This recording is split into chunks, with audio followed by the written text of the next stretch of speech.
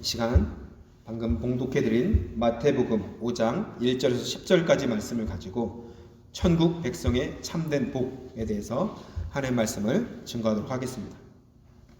오늘 산상수훈 이 말씀이죠. 산상수훈은 예수님께서 특별히 산에서 무리들과 제자들에게 가르쳐 주셨던 말씀입니다.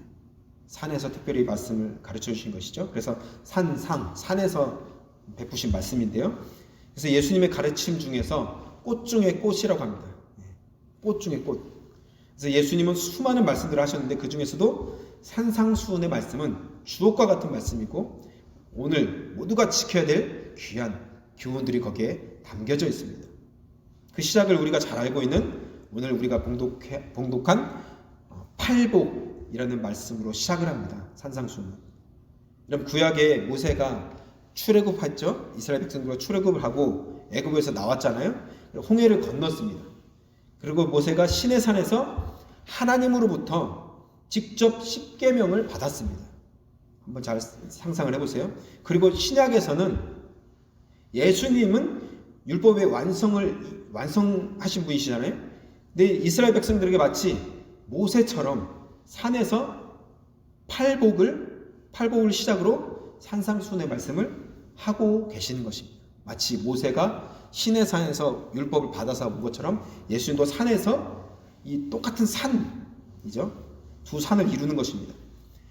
그래서 십계명이라고 하면 모든 계명들의 뼈대입니다. 십계명 하면 모든 계명의 뼈대인데요. 십계명의 그 기준으로 많은 계명들이 거기서 나오는 것처럼 예수님도 마치 십계명을 산에서 주시는 것처럼 이 팔복, 이 귀한 말씀을 시작으로 이제 많은 말씀들이 계속 선포가 되는 것이죠. 여러분, 십계명이 구약에서 이스라엘 백성들이 반드시 지켜야 될 말씀이었고 그것이 이방인과 이스라엘을 구별하는 특징이었다면 신약에서는 이 팔복의 말씀을 하나님이 직접 예수님께서 직접 산에서 제자들에게 베풀어 주신 마치 십계명처럼 이 팔복은 바로 그런 말씀이라는 것입니다.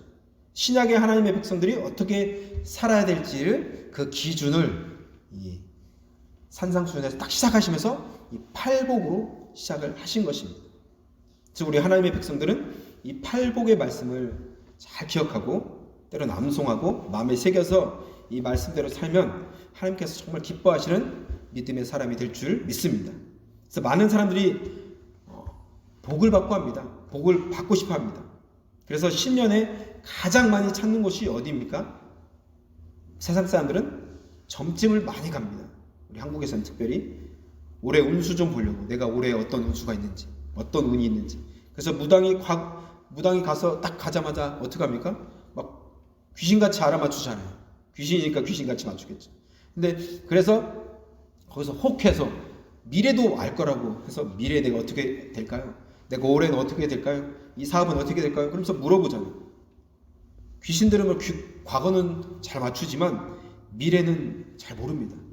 오직 미래는 우리 하나님만 아십니다. 아멘. 그래서 역사를 주관하시는 하나님은 구약에서 많은 사람들에게 미래를 알려주셨어요. 한번 볼까요? 요셉 보십시오. 요셉은 꿈을 통해서 자신의 미래를 하나님께서 알려주셨습니다. 바로 왕을 보세요. 바로 왕의 꿈을 통해서 그 나라의 미래도 알려주셨습니다. 미래를 아시는 분이 하나님이세요. 다니엘은 어떻습니까? 다니엘의 꿈을 통해서 어떻게요? 미래를 알려주셨고 마지막 때 어떤 일이 일어날 것을 알려주셨습니다. 수많은 선지자들 통해서 나라의 운명 또한 예수님이 어떻게 태어나시고 어떻게 고난을 받을 것인지에 대해서 예언을 하게 하셨습니다. 이사야를 통해서 고난받는 예수님이 아주 자세하게 예언이 되어 있죠. 미가를 통해서도 예수님의 탄생이 어떻게 될지, 어디에서 태어날지에 대해서 미가 선지자를 통해서도 예언을 하셨습니다. 미래를 알려주신 것이죠. 하나님은 모든 것을 아시는, 과거도 아시고 현재도 아시고 모든 미래를 아시는 전능하신 하나님이시라는 것을 여러분 기억하시고 주님 앞에 우리의 인생을 맡길 때 하나님께서 우리의 인생을 지켜주시고 보호하시고 우리의 삶을 인도하실 줄 믿습니다. 아멘. 그런데 여러분, 우리의 미래는 우리가 말씀에 순종하느냐 순종하지 않느냐에 따라서 우리의 인생은 달라집니다. 항상 우리의 인생은 두 길이 있습니다. 지키면 복을 받고 지키지 않으면 저주와 심판과 고난을 받게 되는 이 두 길이 있습니다. 이것은 구약으로부터 신약에 흐르는 하나님의 법칙입니다. 그러므로 신년에 말씀 카드도 뽑고 하지만 그 말씀 카드가 좋은 말씀을 뽑는다고 해서 다 복 받는 것이 아니에요. 무슨 미신하듯이 그런 것이 아닙니다. 그 하나님의 말씀을 지키고 순종하면 복을 받는 거예요. 그것은 마찬가지로 신약에도 똑같은 것입니다. 우리가 좋은 말씀을 받는 것, 그것만 중요한 것이 아니라 말씀을 듣고 지키는 것. 그럴 때 그 성도는 복받는 인생이 될 줄 믿습니다. 아멘. 그래서 오늘 말씀에 보면 팔복의 말씀은 세상에서 잘 되라, 성공해라, 이런 착하게 살아라, 이 정도의 그 말씀이 아닙니다. 그냥 도덕적으로 적당히 좋은 사람이 되라, 그런 것이 아니에요.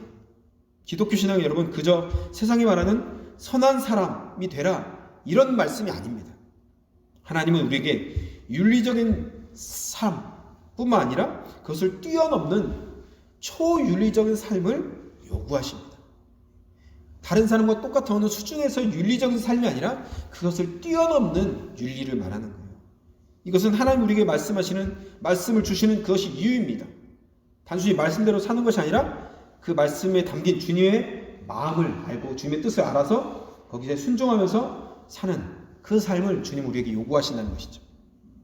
산상수훈, 특별히 오늘 팔복에서 보듯이 하나님 나라의 백성들은 세상 사람들의 가치관과는 매우 다르게 살라고 우리에게 요구하십니다. 세상 사람들의 복에 대한 가치관, 그 생각은 철저히 어디 중심입니까? 이 땅에 매어 있습니다. 이 땅에서 어떻게 될 것인가? 부귀영화를 누리고 오래 살고 건강하게 살고. 그런데 여러분, 하늘에 속한 사람, 저와 여러분들은 어떻습니까? 이 땅을 생각하는 것이 아니라 하늘을 생각하는 것이죠. 이곳이 아니라 저곳, 그죠? 저 높은 곳. 그러니까 세상 사람들과 똑같은 가치관, 돈 잘 벌고 건강하게 살고 잘 먹고 장수하고 자녀들을 잘 데리고 그것만을 쫓는 삶이 아니라, 오늘 말씀은 그런 사람과는 오늘 말씀이 전혀 그런 사람들에게는 와닿지 않을 것입니다. 매력적이지도 않습니다. 그런 사람들에게는 이 말씀이. 여러분, 저와 여러분에게 이 팔복의 말씀이 진짜 우리 마음 가운데 와닿기를 축복합니다. 아멘. 네, 이게 와닿지 않으면 안 돼요. 나는 이거 좀 별론데, 그럼 안 된다는 것입니다. 일례로 오늘날 세상에 많은 사람들은 삶에 대한 긍정적인 자화상을 강조합니다. 긍정적으로 살아라, 긍정적으로 말해라. 아무리 좌절하고 괴로움이 많더라도 항상 자기 인생이 밝고 긍정적으로 바라보면서 자기 스스로 만족할 만한 것, 이런 나는 괜찮은 사람이야 계속 말하고, 거울 앞에서 막 말하고, 그런 책들도 많이 나오지 않습니까?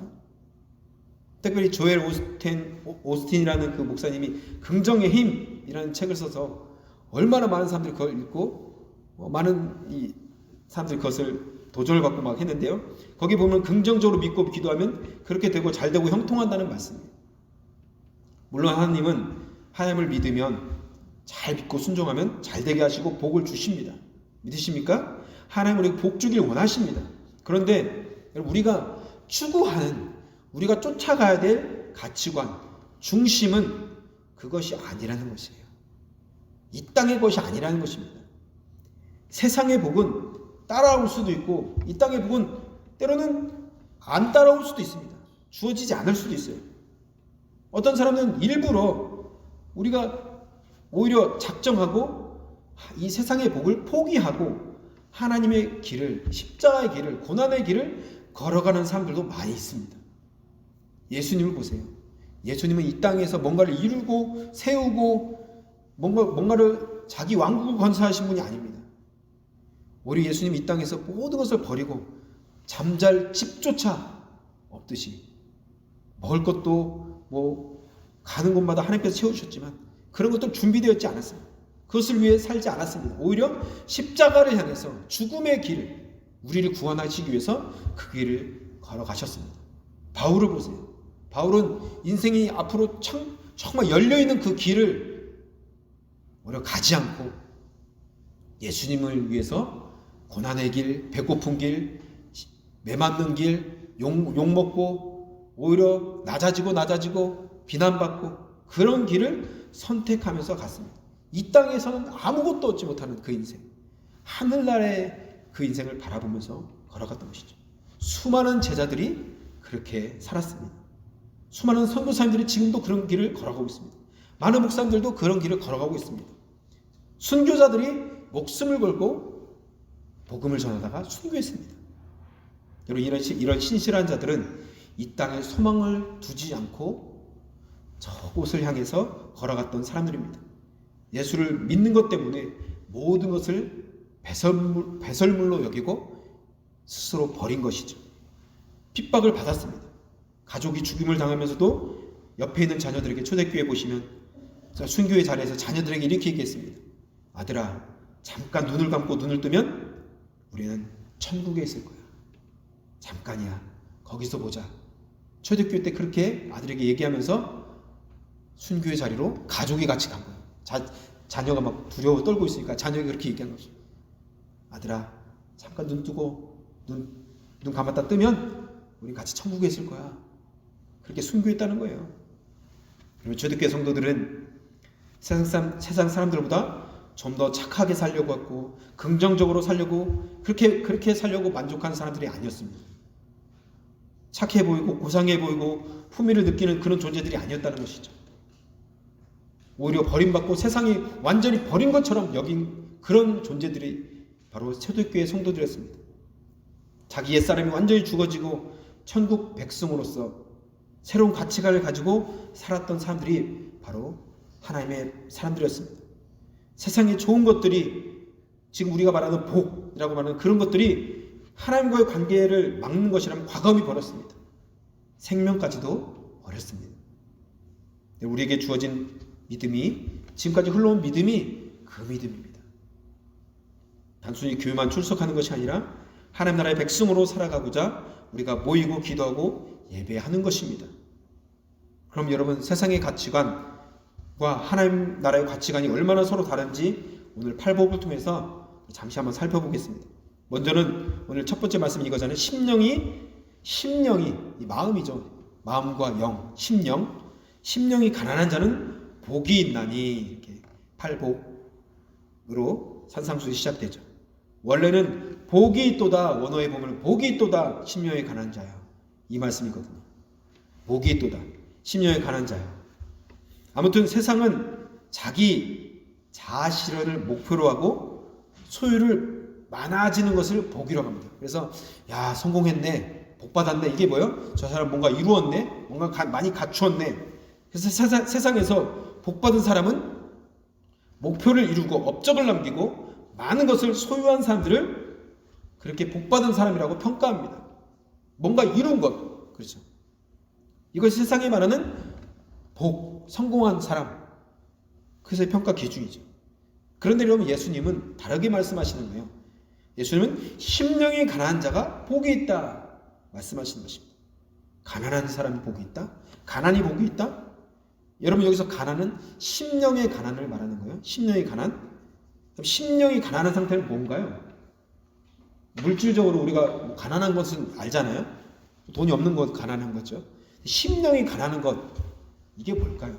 그 사람이 복 받는다고 말하는 건데, 복 있는 사람이라고 주님이 지금 말씀하시잖아요. 그럼 예를 들면, 내가 어떤 사람 보세요. 주변에도 그런 사람 있지만 큰 병에 걸리면, 뭐 암이나 뭐 이런 거 걸리면 그런 사람들을 보면은 마음이 가난해집니다.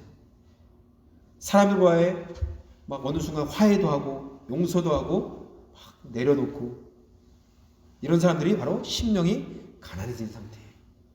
아픈 사람들 보면 심령이 가난해집니다. 또 어떤 사람이 심령이 가난한 사람일까요? 상처를 많이 받은 사람들이 심령이 가난합니다. 고통을 많이 받은 사람들이 심령이 가난합니다.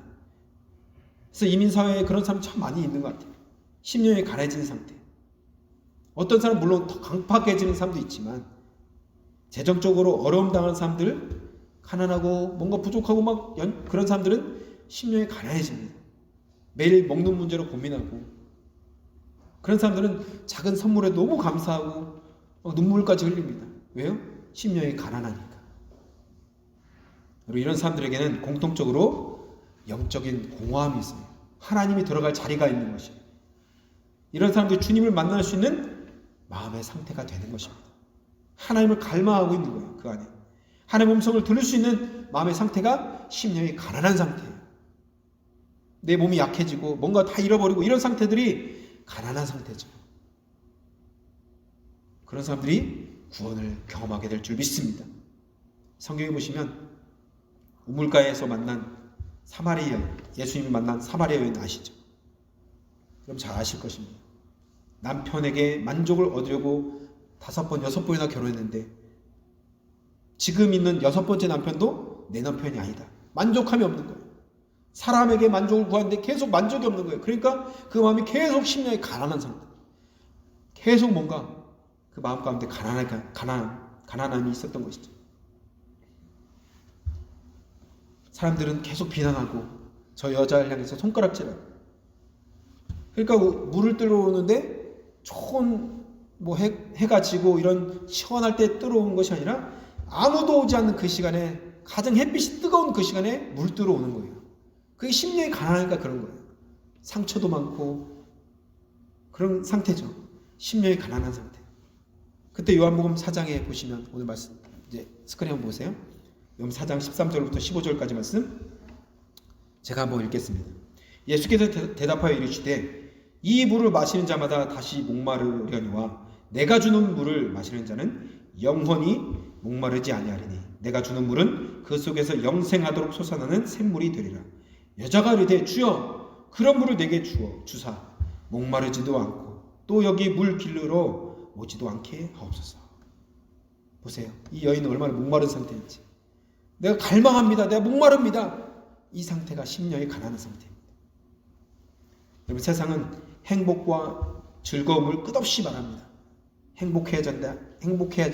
행복해져라. 즐겁게 살라. 그런데 예수님 반대로 4절에 보시면 오늘 말씀에 애통한 자는 복이 있다고 말씀하십니다. 애통한 자는 복이 있다.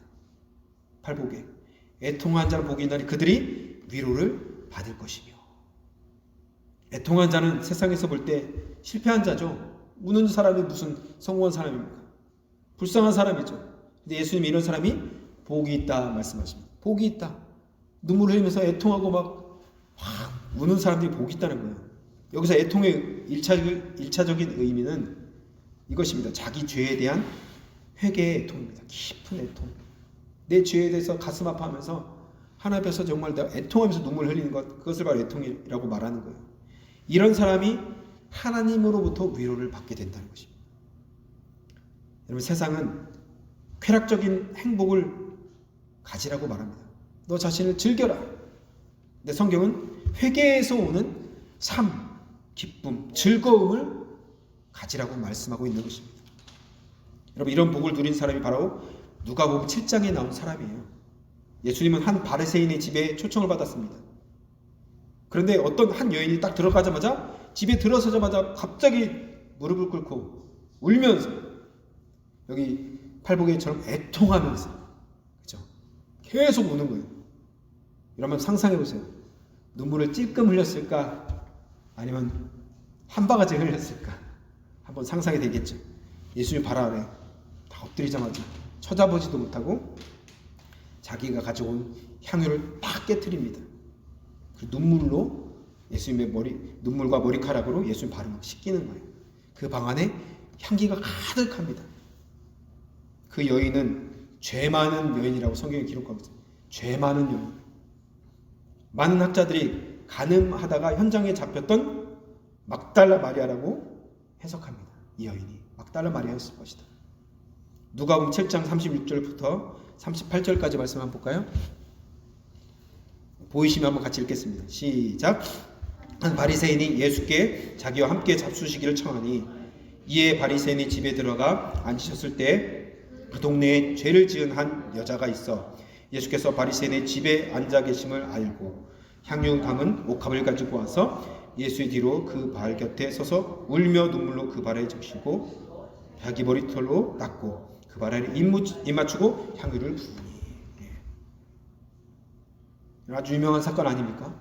복음서에서 예수님은 이런 마리아의 행동을 칭찬하시면서 죄사함을 선포하시죠. 누가복음 7장 47절부터 48절에 보시면 이렇게 말씀하십니다. 이러므로 내가 내게 말하노니 그의 많은 죄가 사하여졌도다. 예수님께서 말씀하시죠. 이는 그의 사랑함이 많음이라. 사함을 받은 일이 적은 자는 적게 사랑하느니라. 이에 여자에게 이르시되 내 죄사함을 받았느니라 하시니. 여러분, 여인이 여기 본문을 잘 보시면 내가 회개합니다 막 그런 거 얘기도 안 해요. 내 죄를 용서해 주세요 그런 말도 안 했어요. 그저 눈물을 흘리면서 이 성경 말씀처럼 향유를 붓고 머리털로 막 씻게 눈물을 흘리면서 애통하면서 그때 예수님께서 선포하시죠. 내 죄의 사함을 받았느니라. 이 여인은 자신이 받은 사랑, 그 은혜를 감격해서 자신의 죄를 사해 주시는 그 마음 주시는 아시는 그 예수님께 나아가면서 눈물로 그 발을 씻어 주신 것이죠. 그녀는 예수님께 인정을 받고 위로를 받았고 죄 사함을 받았습니다.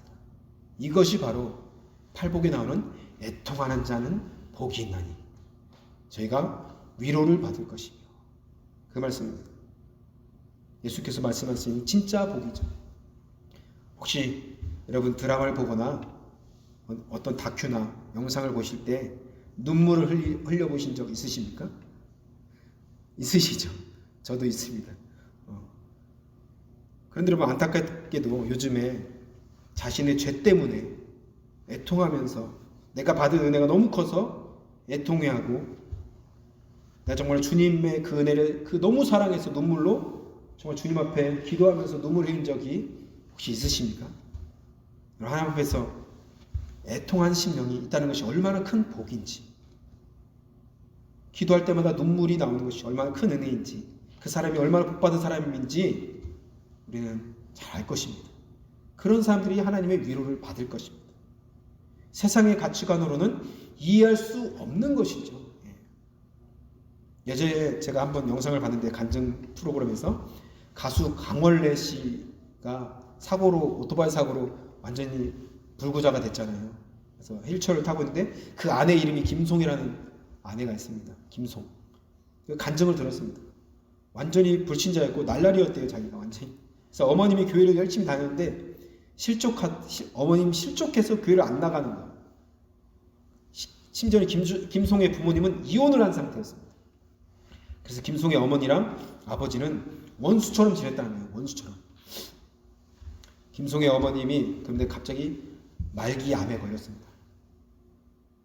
그때 어떤 목사님을 통해서 다시 신앙을 회복하고 사람이 완전히 바뀌었어요. 심령이 가난한 상태였죠. 그래서 이혼한 남편에게 전화를 하고 이 어머니가 화해를 하고 용서를 하는 거예요. 용서를 구하고. 화해하고 천국에 이제 나중에 돌아가셨다는 이야기인데요. 그 당시만 해도 이 김송이 간증을 하는데 엄마가 미쳤다고 생각했대요. 엄마 미쳤구나. 암에 걸려서 미쳤구나. 어머님이 이혼한 남편, 자기 아버지에게, 가족 친척들에게 하는 행동을 보면서 자기는 그때 느꼈대요. 어머니 처음에 미쳤다고 생각했는데 점점 보니까 하나님이 정말 계신가? 이런 생각이 들었다는 거예요. 엄마를 보면서. 어머니 변화된 모습을 보면서 하죠.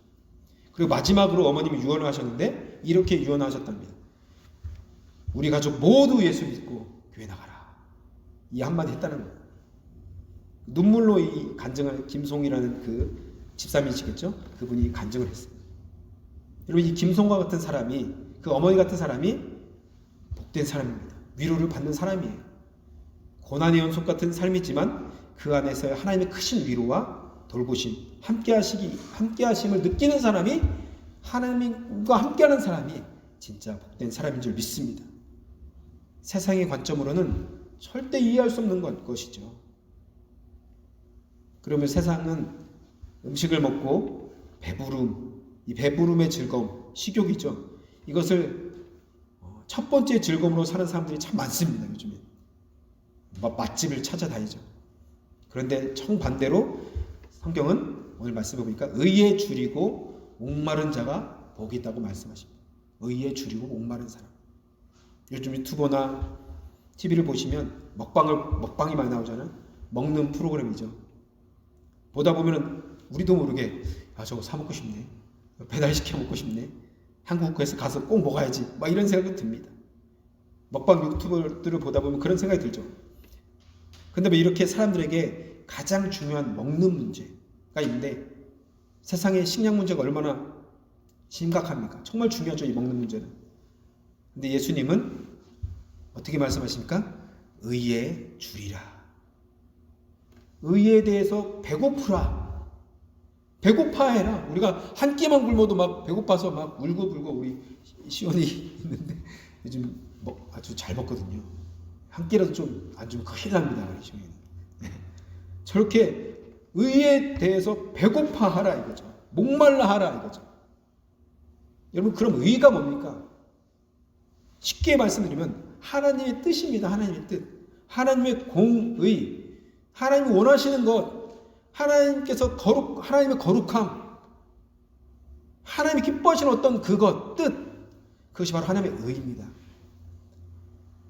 세상은 하나님을 보실 때 좋은 모양으로 돌아가지 않습니다. 그렇죠. 세상을 보세요. 뉴스를 보세요.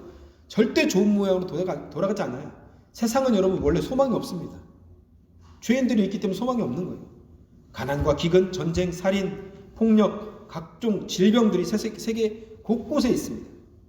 세상은 공평하지 않습니다. 세상은 정의롭지 않습니다. 세상은 당연히 거룩하지도 않습니다.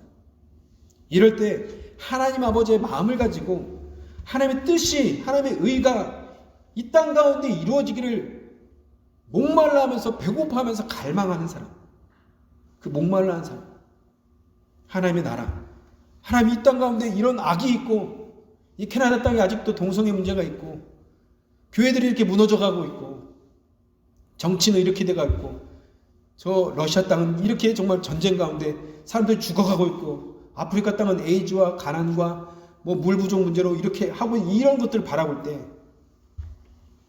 어떤 마음이 드십니까? 하나님은 그것에 대해서 목말라 하라고 말씀하고 있는 것이죠. 그런 사람이 복받은 사람이라고 말씀하고 계신 것이죠. 이것에 목마른 자들, 하나님 나라, 그분의 뜻이 우리 삶에, 우리 민족 가운데, 이 교회 가운데, 열방 가운데 이루어지기를 목말라 하는 사람들, 갈망하는 사람들, 그리고 그것을 위해 기도하고 순종하는 사람들, 복이 있다 말씀하는 것입니다. 우리도 하나님의 뜻이 우리 먼저는 내 안에 먼저 이루어지기를 소망합니다. 할렐루야. 하나님의 뜻이 우리 교회 가운데 이루어지기를 원합니다. 하나님의 뜻이 우리 가정 가운데 이루어지기를 원합니다. 이것에 대해서 목말라야 돼요. 그냥 잘 살고 있네, 아유 뭐 평안하네, 건강하네, 아유 만족하네, 이러면 안 된다는 것입니다. 세상 사람들은 자기 목표를 위해서 수단과 방법을 가리지 않습니다. 진짜 친한 사람들도 경쟁자로 생각하면서 목표만 이루면 된다, 그렇게 사는 사람들이 얼마나 많습니까? 그래서 양심까지도 다 버리지 않습니까? 심지어 교회에도 그런 사람이 너무나 많습니다. 목표를 이루기 위해서 그 과정은 중요하지 않아요. 거짓말하든 어떠하든 그것만 이루면 된다는 것이죠. 자기에게 유리하게 말하고 거짓말을 서슴없이 합니다. 그런데 성경은 이렇게 말합니다. 마음이 청결한 자는 복이 있다. 마음이 깨끗한 사람. 성공만을 쫓지 말고 손해를 보더라도, 그 말을 하면 손해를 볼지라도 마음이 깨끗한 사람, 마음이 정결한 사람, 그런 사람이 복이 있다고 말씀하는 거예요. 청결하다는 이 헬라어는 카타로스입니다. 카타로스. 깨끗하다, 순수하다라는 뜻입니다. 깨끗하고 순수하다. 마음이 순수한 거예요. 동기가 선한 거예요. 이 말은 순수하고 깨끗하다는 의미인데, 다시 말해서 그 마음이, 동기가 언제나 깨끗한 거예요. 여러분, 동기가 불순한 사람 얼마나 많습니까? 그 마음에 음흉한 걸 감춰놓고 말은 다르게 하고, 이런 사람 참 많아요. 근데 우리 믿는 사람들은 겉과 속이 똑같아야 돼요. 말하는 것과 마음이 똑같아야 돼요. 그게 마음이 청결한 거예요. 청결한 거. 여러분, 우리는 선행을 하면서도 마음 한 구석에는 어떻습니까?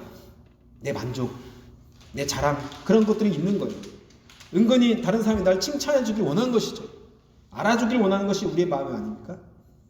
근데 예수님은 마태복음 6장 1절에서 4절까지 산상수훈에서 계속 이어지면서 말씀하죠. 제가 읽겠습니다. 예수께서 말씀하시는 거예요. 사람에게 보이려고 그들 앞에서 너희의 의를 행하지 않도록 주의하라. 그리하지 아니하면 하늘에 계신 너희 아버지께 상을 받지 못하느니라. 그러므로 구제할 때 외식한 자가 사람에게서 영광을 받으려고 회당과 거리에서 하는 것 같이 너희 앞에 나팔을 불지 말라. 진실로 너희에게 이르노니 그들은 상을 이미 받았느니라. 너는 구제할 때 오른손이 하는 것을 왼손이 모르게 하여 내 구제함을 은밀하게 하라. 왜요? 은밀한 중에 보시는 너희 아버지께서 갚으시리라. 이 말씀 믿으십니까? 우리가 이 말씀대로 살기를 원합니다. 사람들의 눈을 의식해서 어떤 것을 의식해서 하는 모든 것들은 마음이 청결하지 않은 거예요. 그 마음이 순수하지 않기 때문에, 깨끗하지 않은 한 하나님의 인정을 받지 못한다는 것입니다. 그렇기 때문에 하늘의 복도 없는 것입니다. 시편 24편을 보시면 어떤 사람이 하나님의 인정을 받고 복을 받는지 보실까요? 시편 24편 3절부터 6절입니다. 여러분들 한번 읽어주세요. 시작. 여호와의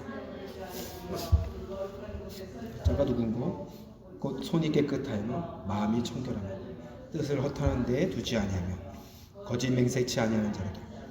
저는 여호와께 복을 받고 구원의 하나님께 의를 얻으리니 이는 여호와를 찾는 족속이요 야곱의 하나님의 얼굴을 구하는 자로다. 아멘. 여러분 이 말씀을 잘 보세요. 하나님이 기뻐하시는 어떤 사람입니까? 그 손이 깨끗하며 마음이 청결하며 그 뜻을 허탄한 데에 두지 않는다는 거예요. 이게 바로 팔복의 말씀 아닙니까? 심령이 청결한 사람. 그런 사람이 어떻게 해요? 여호와께 복을 받고 구원의 하나님께 의를 얻으리니 이는 여호와를 찾는 족속이요 야곱의 하나님 얼굴을 구하는 자로다.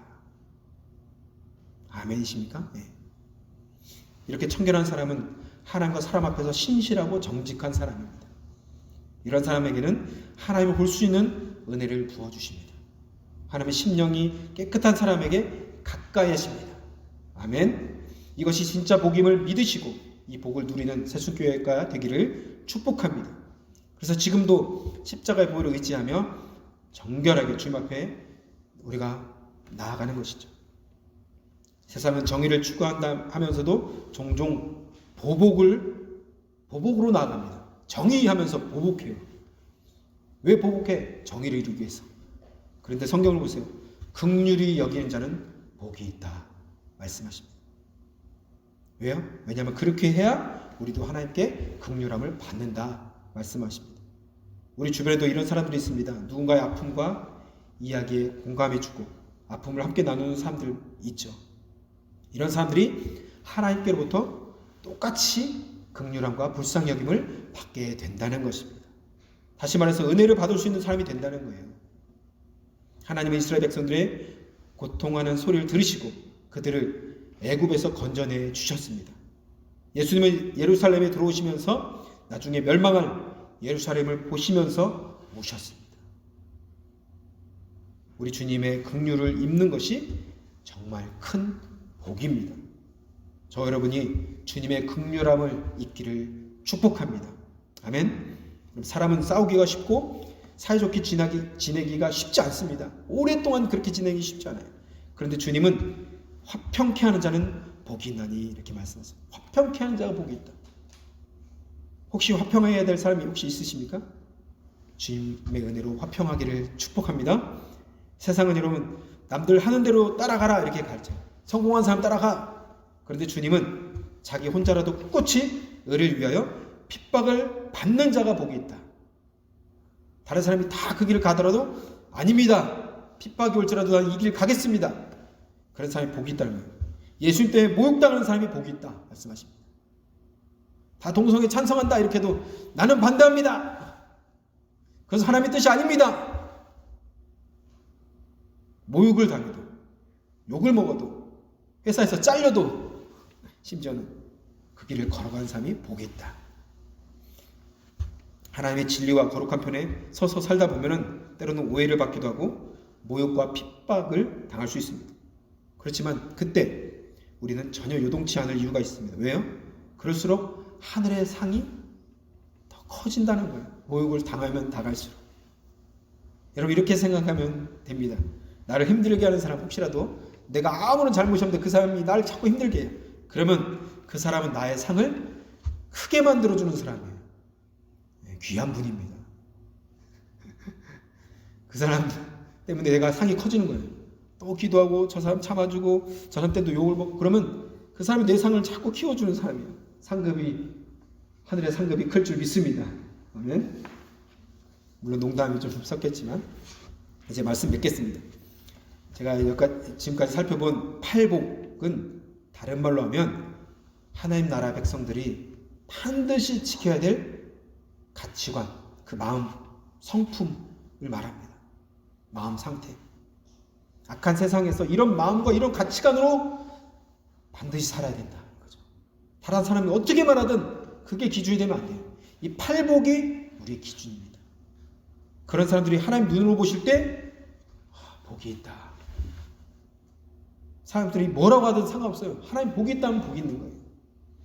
신실한 주님의 백성들은 하나님 나라의 가치관으로 살아가고 이 땅의 삶에 매여있지 않으며 천국을 바라보면서 살아가는 사람들입니다. 또한 세상의 많은 사람들은 얼마나 많이 가졌느냐 그것을 자랑하고 그것에 만족합니다. 이민 땅에서 내가 이만큼 이뤘어. 그것을 자랑하고 만족합니다. 다시 말해서 그들은 소유를 복이라고 생각해요. 하지만 하나님 나라의 백성들은 소유가 복이 아니라 그 마음의 심령의 상태, 그것을 복이라고 말씀하고 있는 것입니다. 우리 안에 팔복과 같은 마음이 주어진다면, 그것을 가진다면 그 사람이 가장 큰 복을 받은 사람인 줄 믿으시기를 바랍니다. 우리 교회 모든 성도들이 평생에 살아가면서 이 마태복음 8장에 우리 주님 주시는 이 말씀을 되새기고 지키려고 애써서 마지막 때에 우리가 다 천국에 갈 거잖아요. 거기서는 우리가 너무 잘했어.